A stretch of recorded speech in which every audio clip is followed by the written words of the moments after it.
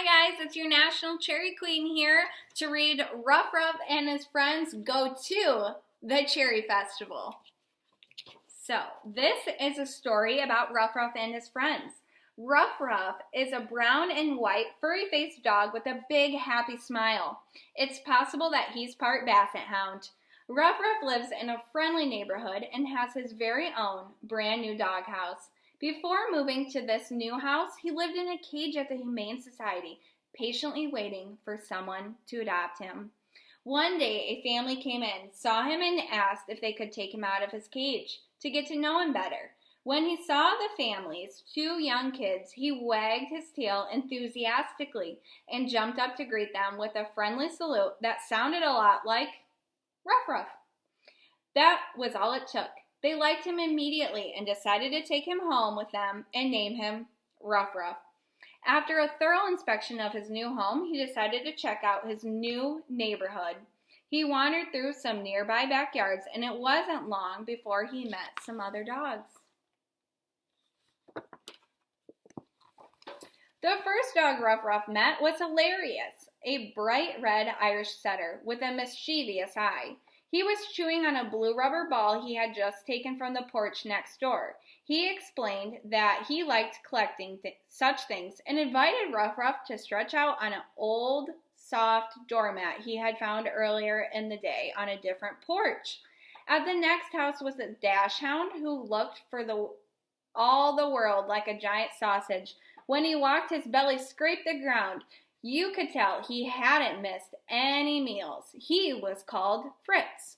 Hilarious and Fritz thought Ruff should meet some of their friends, so they took him down the street to see Corky, a lively spotted Dalmatian, and at a big fancy house on the corner, a white, neatly trimmed French poodle named Fauntleroy. Ruff couldn't believe his luck. With a neat bunch of dogs to play with, he invited them all to come over to his house after their morning meal so they could make a plan for a fun-filled day.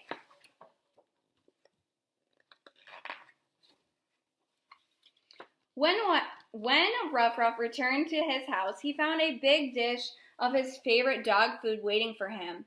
His new family had been calling for him and invited him inside to watch some TV and chew on a big cowhide bone that they brought home for him.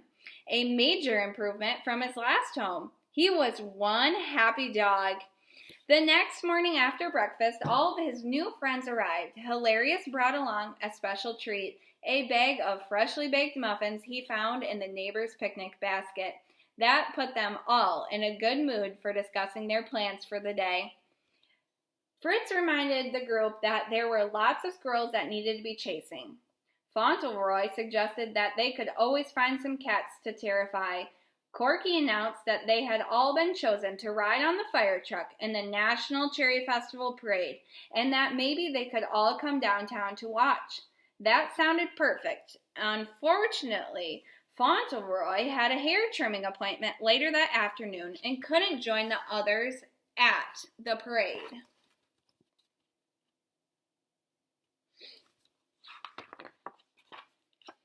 After saying their goodbyes and good lucks to Fauntleroy, the rest of the dogs started for town. They looked like a parade by themselves. Corky led the group because he knew the way and had met the fire truck owner, Dr. Howard, at 10 o'clock. Fitz was distracted by squirrels and brought up the rear. Dr. Howard was waiting with his old-fashioned bright red fire truck. As soon as the dogs arrived, he had Corky jump up to sit right next to him. You could tell Corky was enjoying this chance to show off for his friends. The parade started, and the fire truck's motor belched and roared so loudly that nothing else could be heard. But Corky managed to give his friends a farewell bark before joining the parade.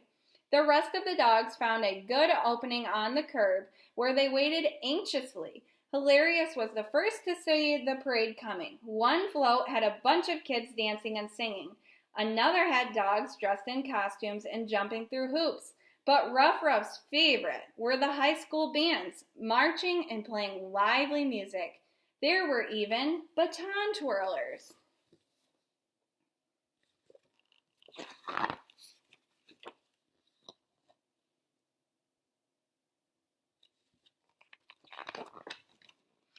The dogs were enjoying the music so much they marched along with the band until they came to the midway, an open area with food stands and carnival rides. When they saw a row of people seated at a table all eating what looked to be cherry pie, they decided to investigate. Sure enough, it had turned out to be a pie eating contest. The contestants were stuffing their faces to see who could finish their pie first. They were face down in their pies and never even noticed that the dogs had jumped onto the table to help them. All except for Fritz. That is, he just couldn't jump that high. The contest manager noticed the dogs, though it wasn't long before he showed them the way out, but not before they had that good taste of local cherry pie. Yum! Once out of the contest area, the dogs heard music and found the merry-go-round was in full operation, with many kids riding up and down on toy horses. Ruff led the way, and one by one they hopped on the carousel. What a fun ride! The manager did not like this idea, though, and was soon after them with a broom. As they wandered through the midway, they picked up the sweet, smoky aroma of hot dogs roasting. Sure enough, they found themselves right in front of a hot dog stand with a line of people waiting their turn. Hilarious and Fritz decided to check it out. While the attendant was serving his customers, they snuck behind the counter and into the supply shelf. Hilarious managed to snag a big package of hot dogs, while Fritz found a bag of buns. They went back in no time to join Ruff behind a storage shed. And what a lunch they had!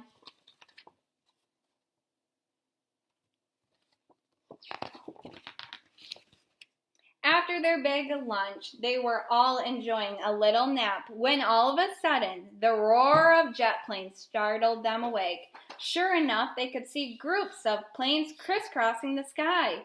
They were all going very fast and in really neat formations.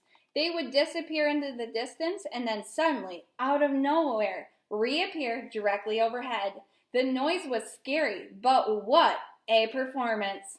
There were other aerial stunts as well, but the sun was starting to drop and Ruff thought they had better head for home before their families became worried. They found Corky back at the fire truck having some cherry pie that Dr. Howard had brought for him, and then all started the long walk home. What an exciting day! Ruff had never had so much fun in his life. He was so happy he met his new friends. They were all the greatest. When the dogs arrived back in the neighborhood, they told Fauntleroy about their day, and all agreed to meet soon to plan another outing, one that didn't conflict with his trimming. And that is Ruff and his friends go to the Cherry Festival. Hope you enjoyed it. Stay tuned on our YouTube channel for more book readings.